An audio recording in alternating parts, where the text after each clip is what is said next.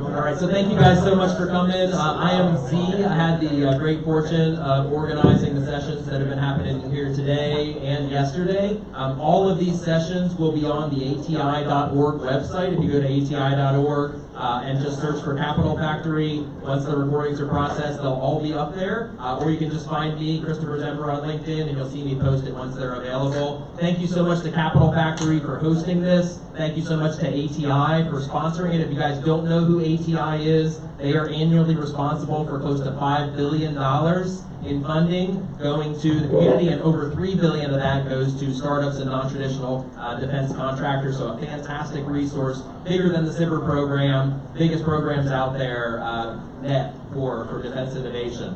With that, I want to hand it over to Joseph Kopser and his fantastic team for some tips from investors on how to be a good investment. So please join me in welcoming Joseph and the team to the stage here. Thank you, Z. If you don't know Z, follow Z on LinkedIn. He is into a lot of stuff, and that comes from somebody who is also in a lot of stuff. But before we begin, with Sean, Sarah, Evan, and Craig to my left, please give them a hand. All of their bios are on the website. All their bios are there. You can follow them on LinkedIn. We're not going to do a deep dive into their journey. The purpose of today's panel is to help founders and help people at all ages and stages of growing their business how not to suck. And what I mean by that is, this is how to be a good investment, aka how not to be a bad investment. We're going to spend the most of this time on those early stages of your company when you're trying to figure out, why is no one giving me any money? I have reinvented ways to make fire and clean water, and yet still no one will invest. These four are going to explain why maybe, if you're listening, you haven't raised any money yet.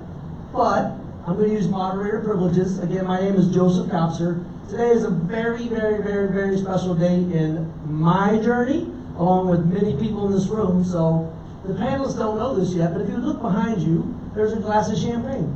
Please grab one. In fact, Sean, I'll grab yours. Thank you.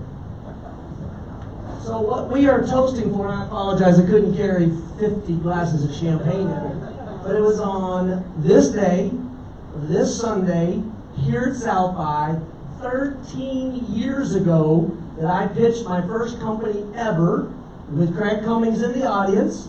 We came in second place, and sitting next to him was Sean Lane, who looked over and said, I think this Ride Scout idea has legs, and he became the first outside investor to join Craig and me in this journey. So to all the people that helped make this happen, the Sunday of South by, cheers to everybody.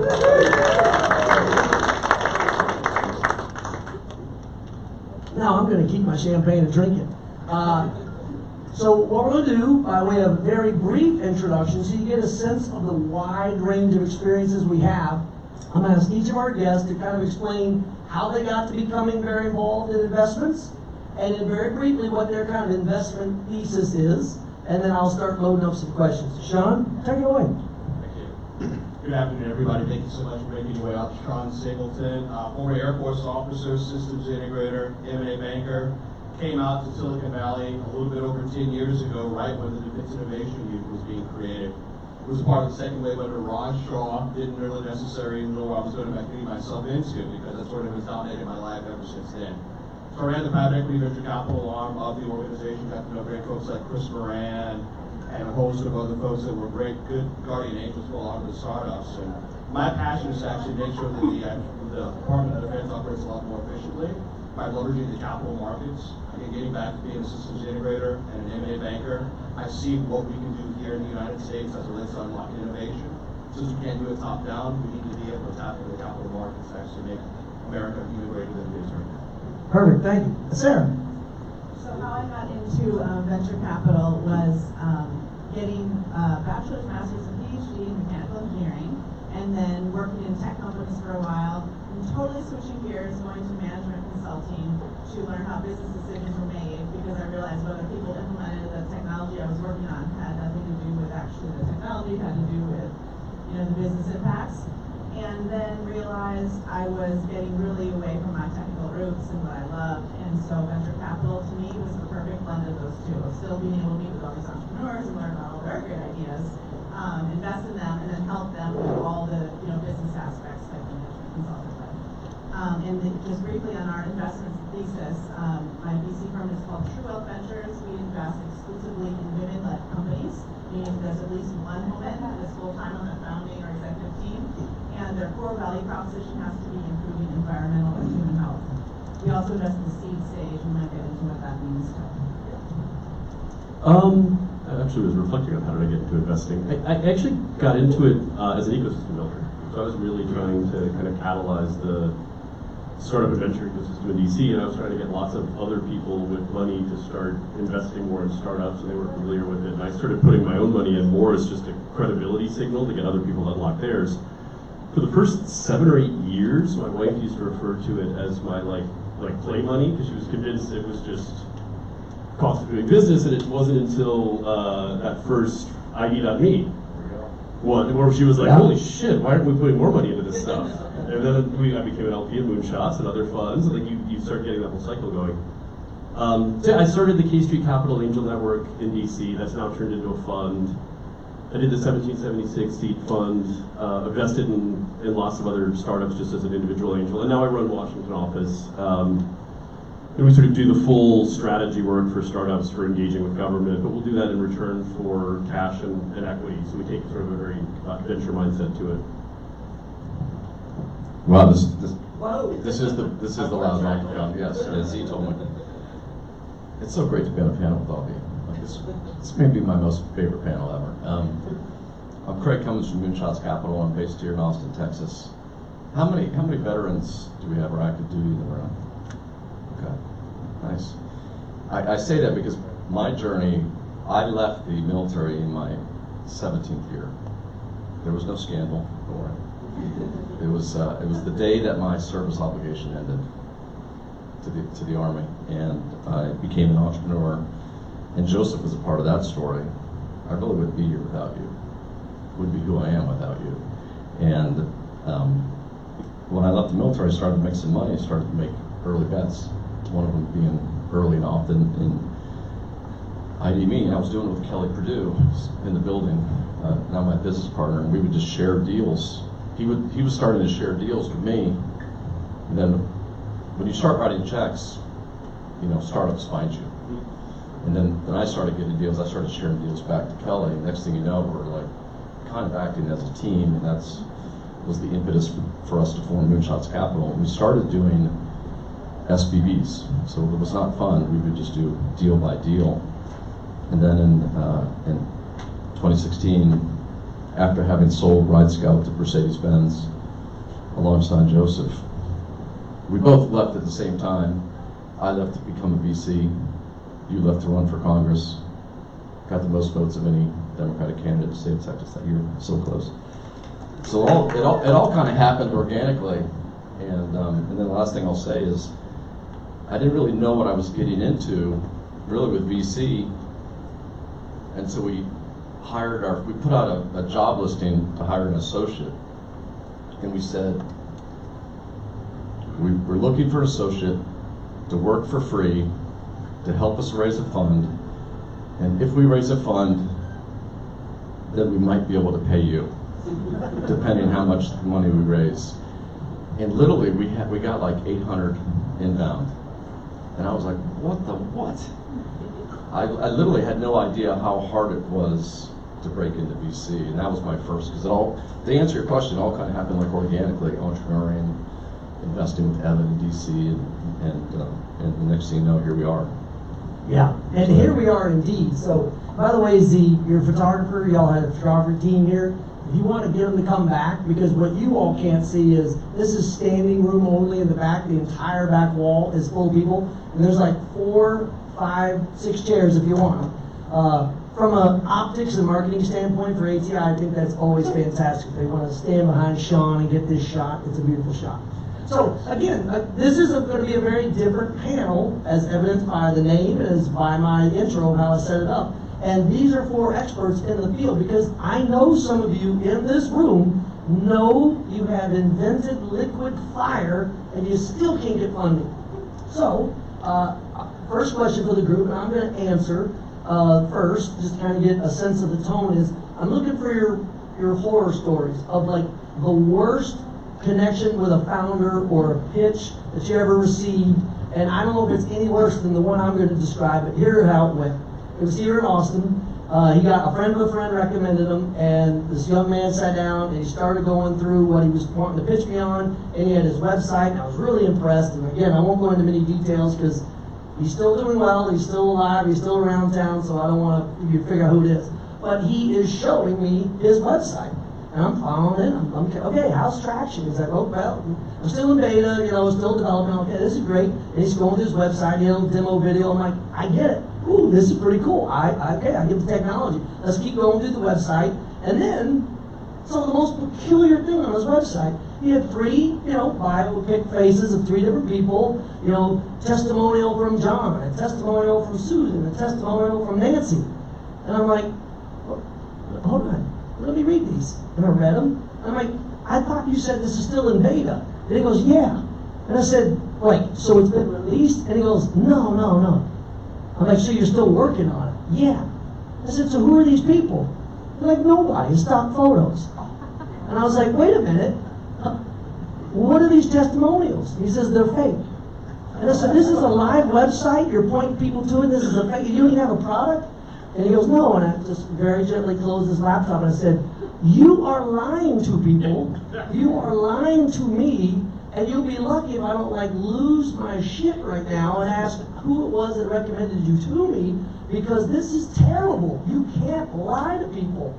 And from that moment on, I didn't really see him much anymore, but he did circle back a year later. We were at a networking event, and he said, thank you, because I was one of the first investors ever, I didn't invest in him, to ever call him out on it. Because for whatever reason, somebody else had seen the deck, or maybe they hadn't asked the right questions or whatever, but he got by thinking you could lie. So kind of my horror story is that, but what I wanted, the learning point for the founders in the room is your integrity means everything. Your reputation means it precedes you walking into that room. So, Sean, you got anything on that in that lane? Involving potential fraud. Okay, very good. Well, one of the things, and I want to double click on something that Sarah brought out with regards to the tech and actually trying to have it be a little bit more valuable for business and mission reasons, right? So a lot of my horror stories are with folks that are very brilliant, off the charts brilliant, communicate with almost kind of brilliant, right? And so one client that I represented literally wrote the book on space mission engineering. So if you are a space mission engineer at SpaceX, Blue Origin, NASA, whatever, this person's name is on the cover of that book. This firm built best-in-class satellite buses, right? So if you want to put sensors and all these other different things on their platform, they were the world's best. They had existed on small business innovation research grants, and they really didn't have a lot of revenue. We were trying to sell them to one of the hyperscalers who had just entered into the space environment with a $500 million acquisition of a company called Terravella. This individual shows up, and he is so enamored with himself, and he is just telling all of these different things about what the bus can do and whatever. And this person is just asking repeatedly, well then, what are your revenues? He's like, well, we're funded by the Sibbers and whatnot, and we're going to research that, but it does this thing. 5 more minutes in the conversation, he's like, well, what are your projections for this? He's like, oh, we're going to talk with Colonel X, Y, and Z and see what he's going to be able to do. But we'll get you a funding report a little bit later. And the person, 2 minutes after that, said, thank you so much for your time. It's been wonderful talking with you. We'll be in touch. Were they ever in touch with us? No. And the whole point was that he was trying to sell them on the technology versus fitting it into what their business objectives were. And I've seen that time and time again with a lot of very smart founders, is that they focus myopically on the technology, thinking that that's going to save the day. It's all about how does it fit into the larger business process. And I say this to them all the time, the only thing that sells itself is oxygen. That's the only thing that you need on a daily basis that you involuntarily take. So you need to actually figure out what your capability, what your technology is, and how it fits into that person's business process. And if they're funding you, how does it achieve whatever their investment thesis happens to be? Perfect. Sarah. So we've evolved over the years. When we first launched Fund 1, we were the largest VC fund ever raised that had an explicit gender diversity investment strategy. So any woman entrepreneur out there was sent our way. And we also had other criteria, like what stage we invested in, the core value proposition had to be improving environmental and human health. We didn't do certain areas within human health, environment. So we had to say, lots of no's, and we had to develop a real rigorous screening process. And we have venture fellows and interns that help screen companies for us, so we're only talking to entrepreneurs that could be a potential fit. And I think my biggest kind of pet peeve, there's not like one in particular, but is when these are short conversations. We usually have first 30-minute conversations where we want to hear the pitch, but we also want to be able to ask a couple of clarifying questions real fast. We're not going to get through everything for sure. We just are trying to see, do we want a next meeting? And when those entrepreneurs have a script and are just reading from the script, I can't even listen. When somebody's, I don't know, it doesn't go into my brain. I can't listen when someone's reading from a script. So that's my biggest. Yeah, and I gotta double stump on that. If the receiver of your information figures out, you literally have to write it down. Now, I get not everybody's good at public speaking and speaking extemporaneously, but if you're not passionate enough about your world, that you have to use the script. So, couldn't agree more. Evan. So there he was. My formative experience with a lot of stuff. When I ran 1776, we did this program for 3 straight years called the Challenge Cup. And the first year we went to 16 cities around the world, and by the third year we went to 75 cities around the world. And I went to most of those cities. And so there was this 3-year stretch where I was probably getting pitched by 3,000 or 4,000 startups a year all over the world. So I have an amazing number of horror stories about weird things that you would do. To me, so much of it goes back to the old Dave McClure advice, which is number one, before you do anything else, just don't be weird. Don't be weird. Write that down in a book. Fundraising is a high EQ activity. Part of what you're assessing is if I give this person money, is this somebody who can go eventually raise orders of magnitude more money from other people? And that requires good emotional intelligence. And there's a lot of funders, particularly at the early stage, who are signaling that they have horrible emotional intelligence, can't pick up a cue. So if you can just cut out a lot of the just super weird behavior, and this is a complicated metaphor, but you know this, your best deals, these are like marriages. I mean, you're in these, how many hours have you spent with Blake over 14 years now? Marriage. The fundraising process, if you're doing it right, is a little bit of dating professionally. And it's a lot of those same cues of just don't do weird shit, and you'll probably put yourself at the top of the stack pretty quickly. Yeah, I love it. And just as moderator, I want to say again, we're jammed in the door. So if you come around to the other side and let more people in, and Z, next year when we bring these rock stars, we have bigger room for these rock stars. Cheryl, even if you have to leave in 10 minutes, you can just sit down and just go whenever you need to leave. Nobody takes offense. 1, 2, 3, 4 seats down here. I just want to double down on what Evan said, and it requires some level of team introspection. So if you are that founder, and you know that that's a thing that you do, is that you don't have high EQ, find somebody to be that person, right? And then, give them whatever equity piece you need. But it is very much one of those kinds of give and take kind of things. And always ask open-ended questions before you start launching into the deck, like Sarah said, because, what do you know about this company so far, and be able to sort of calibrate within that. Well, Evan is such a great tee up because one of my stories is the EQ. I'll tell quick stories. One pitch we took in early September a few years ago, and I think it was a West Point Naval Academy founder. And I will take the opportunity to say that the faux pas was by the Naval Academy founder. Of course it was. Not the West Point, anyway. And we were just sort of getting atmospherics in the raise, and the founder said, well, we started to go out late June, July, but then we realized all the VCs were at the Amalfi Coast in Sonoma vacationing on yachts, and I just grinded my ass off the entire summer. And I was the EQ, it was just an EQ fail, a red flag right at the gate, that they would even think to say something like that. So I'm with you on not being weird. Another instance, and this was about a year ago. And it wasn't a necessary thing to say. Yeah, you need to say it. yeah, we just hit the pause button for the summer, we're back out. Yeah, and I did follow with that team and give feedback, because I thought I would never want them at a dinner table at my house, let alone trying to raise money.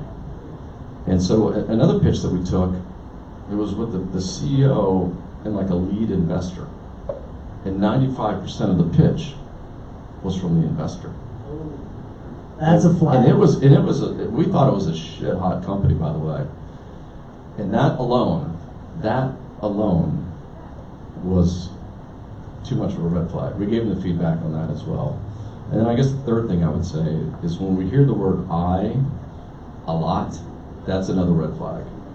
You got to have some I, because we need the CEOs to have some, like there needs to be a little bit of ego, but you know when you're like, you're over-eyeing in a conversation. And that, again, red flag for us. Particularly your thesis is extraordinary leadership. Yeah. And if you're spending your entire pitch going I, you're signaling right there. 100%. Weak leadership. Yeah. We just have so many deals, right? We're just like, no. Okay, so we've set the stage. That's like the bar. Don't go under that bar. And then jumping over that bar, though, can be tough. So now what I'm going to do is just pick a couple qualities, a couple of stories where you saw somebody do something that you kind of really admired, or what it was about it that you loved. And for me, the simplest form is, this is a story I will mention by name because this is the good side. So y'all may or may not know Miles Murray. He is an Army veteran who is in, oh good, photography came back. You gotta come over our shoulder right here, get this shot. This is fabulous. So anyway, Miles Murray is all in on his company. Miles Murray is trying to take wood waste, carbon-based waste, turn it into fuel in order to make biochar and synthetic gas. And what's so fabulous about his commitment and his passion is when he meets a roadblock, maybe you learned this in the Army, seek a bypass. Okay, that didn't work. And if it's too high of a wall, build a ladder. Nothing is going to stop low coal from being successful because Miles Murray has this quality about him because he translated his passion, which is his love for the environment and hunting and fishing and clear lakes and streams to take his boys out. He translated that with his experience in the military of the U.S. Army, in this case, being downrange in Iraq and Afghanistan, getting blown up when they're doing fuel convoys. He says, why does our fuel source have to come from something like this? And he blended those together. And when you meet the guy, he is ran out of energy because I'm so excited. When you meet him, when you meet him, you realize very quickly his love for what he's doing is why he is going to be successful. So that's my story. It says, let them see the love, let them see the passion. John. So yeah, I brought this individual up when we first started, but I just want to brag on an engagement that we had at DIU involving a non-traditional company working with the Defense Industrial Base Prime. You all know about primes, right? The bigs. Right? And so at DIU, we were trying to bring in the best-in-class innovation into the hands of the men and women in uniform. And one of my former colleagues, with whom I worked on the F-22 program office back when he was a major and I was a second lieutenant colonel, he retired as a two-star general officer and became the vice president responsible for the F-22 Raptor program. And so we put together a series of conversations for him during the course of that day when I was at DIU to a couple of places that might be good collaboration partners to help them glean costs off the F-22. And then this wonderful individual, Chris Grant, who leads Lockheed Ventures, also found another company called Tempo Automation that was doing printed circuit board work commercially. So between what we put together and more importantly what Chris put together, they found that Tempo Automation was a great company to do printed circuit boards in 9 days versus 9 months, right? Which led to a whole series of material improvements from the performance of the plane and from what their CEO cared about and EPS accretion, right? Because they were able to get larger award fees. Now, the thing that I admire about the person who started that, Jeff McAlvey is his name, is that they went public via a SPAC when the whole SPAC heyday happened, and unfortunately the company didn't go the way that it was supposed to go. Because he believed so much of his vision, he started to do another company called Nimble Precision, and Nimble Precision also enjoys Lockheed being on the cap table for the second time. That's what I looked at in the first part, that they had Lockheed on the cap table for Tempo Automation, and now they're on the cap table again for Nimble Precision. Point being is that if you have a great vision, regardless of whatever obstacles you encounter, and you have people that believe in you because they see you being value additive to what they're doing, they will double down with you time and time again. I think all the investors here will say that they invest in teams versus technologies and capabilities. The team is the most important thing versus the capability. Much rather have an A+ team and a C-level capability than vice versa. So that's what I would like to share. Well said. Sarah? So, I think what makes a good investment is in the eye of the beholder, like the investor. And there's not a good investment profile. It completely depends on what the investment strategy is of the investor. And there's a million, every shade of investment strategy, whether it's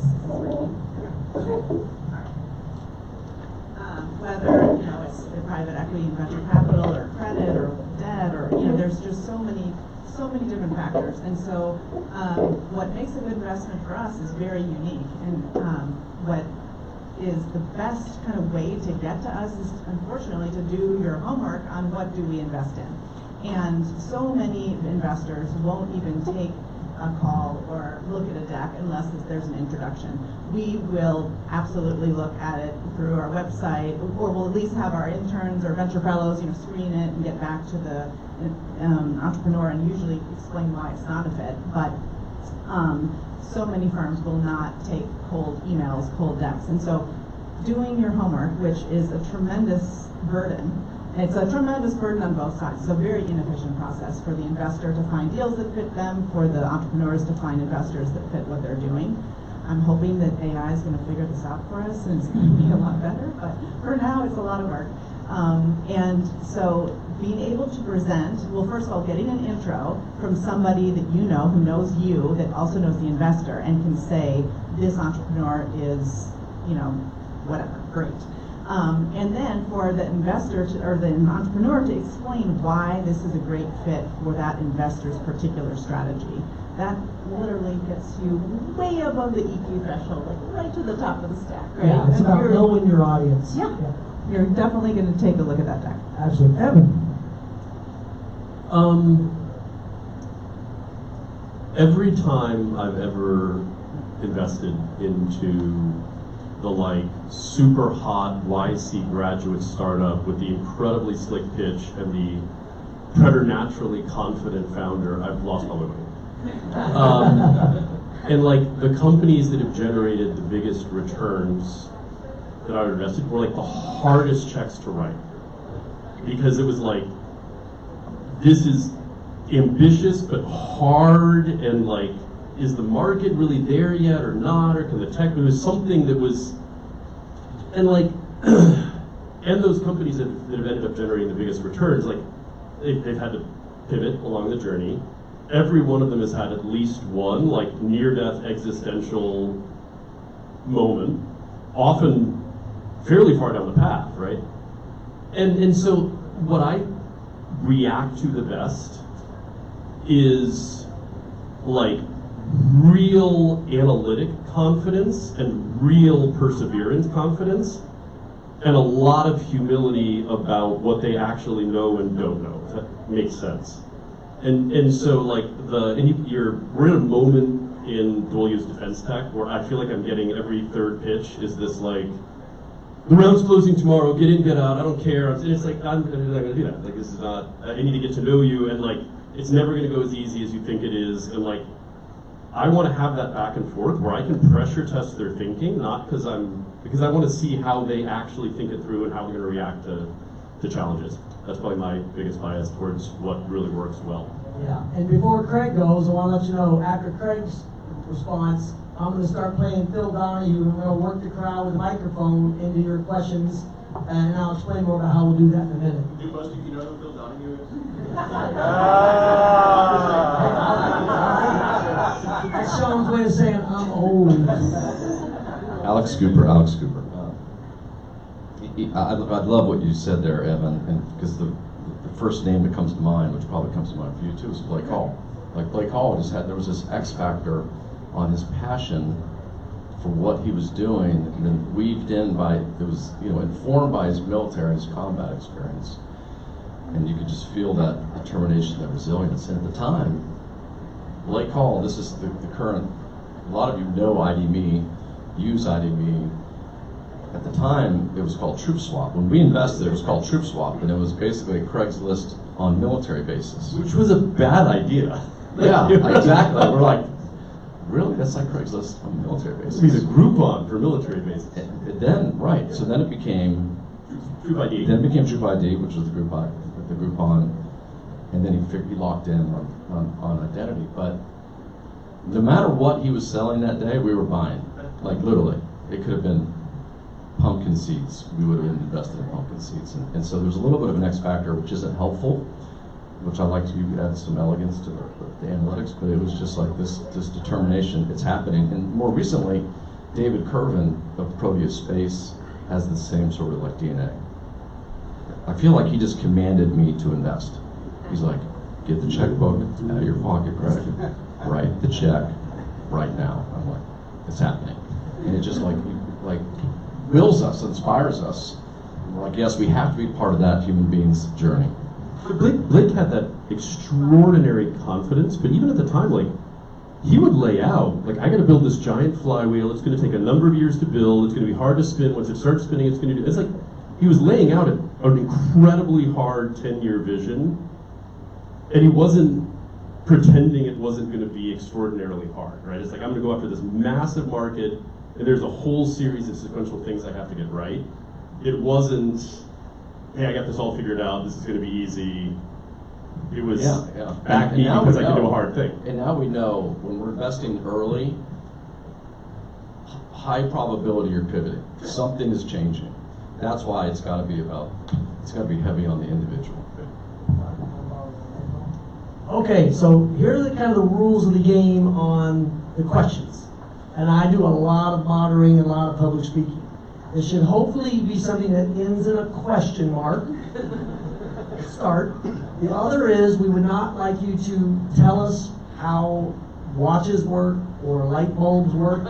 We just want to get like to the point you have, because you have 4 super experienced experts who the rest of the audience wants to hear their answer to your question, not your soliloquy. In other words, don't be weird. Don't be. Thank you, Evan. Okay, who wants to go first with their question? Okay, here we go. We're going to start over here on the side. Yes, ma'am. So you both, or not both, all of you, have said that it's about the team, most importantly, but then you also said it's about the individual. So really, how do you balance that on selling yourself as an individual as well as selling your unique team that you happen to have each time? Great question. That is a great call out, and it's a yes and. That you are looking for the North Star leader and that CEO, and especially the CEO has to be able to raise money. Just being very practical here. They can be the smartest person on the planet, but can they raise money? Because when we're at the seed, we're already thinking about the A round. But absolutely, we like to invest. Our preference is to invest in teams. We don't do it every single time, but if we've made about 130 investments now, and I think teams are probably 85-90% of the time. So we think it's good to have that sounding board, the trust. Also, it's just you see some data points about the person when they operate as a partner. Just to double down on that, I've never seen the whole let's have 3 or 4 team members all pitch together work well. It just, maybe it does sometimes. It tends to be a really weird, disjointed experience. Versus pick your best athlete, they need to be the one who's delivering the pitch, and they need to be bringing in the validation points from the great team they have. But you need to have a conversation with somebody who's looking you in the eye and going, you got to test their perseverance and their commitment to it. Yeah, Sean? Think about it like concentric circles, right? And so if the team believes in the person who's leading them, then that's a proxy for you to possibly buy in, to believe into them, right? So one of the companies that I used to work with quite substantially was building the world's first augmented reality contact lens, right? Thinking about that projecting on the phobia of your eyes, where like you can have your LinkedIn profile come up as you're having a conversation with someone. And I didn't realize that the CEO was actually there as a part of the conversation. The person who actually did the most of the talking was the chief technology officer. This person was very passionate about the reason why they had this person be the CEO is because he was a serial entrepreneur and actually had the cash to actually do that. So understanding the composition of the team is one of the things that we spend a lot of time in. It might be the chief technology officer, it might be the chief strategy officer that talks the most, but they're all believing in this person as the CEO that's going to lead them forward. So. Also, like, good organizations aren't democracies. They have hierarchy, they have dictatorship, there's a person who's in charge. And like, part of the reason why the whole, like, having multiple team members all pitching together doesn't work is because it's usually a red flag that the team hasn't figured their shit out yet. Yeah, Sarah, anything to add for the next one? Well, to your point, I guess, I also feel like when it's a whole team on a call, why is the whole team on a call? There should be one person pitching us to get the next conversation. We'll find out the rest of the team, you know. Don't Yeah. they have other things to do? Yeah. Exactly. Okay, I think you have a question? Kelly? There you go, front and center. I just have a question about the founding team in your portfolio. Did they have to invent the technology, or you're invested in anything where they've licensed the technology they're commercializing? Great question again.